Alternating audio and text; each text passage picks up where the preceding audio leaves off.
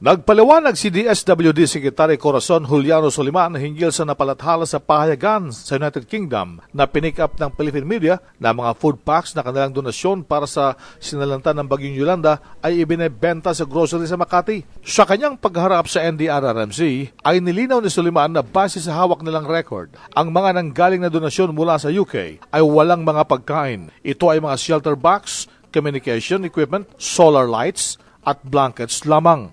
So wala pong pagkain na pumasok mula sa United Kingdom.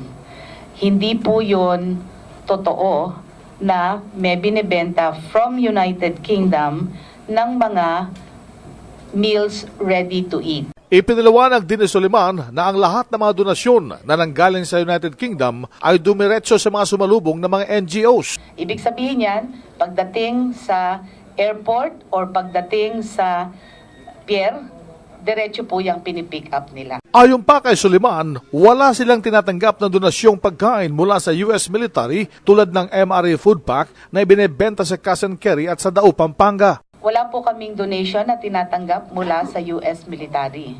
Ang donation po lahat ng Estados Unidos ay diretso pong binibigay sa pamamagitan ng ating USAID. Ang pahayag at paliwanag ni DSWD Secretary Dinky Soliman. Iyan ang DZRH News, RH 911 Bing Formento, naglilingkod sa pagbabalita.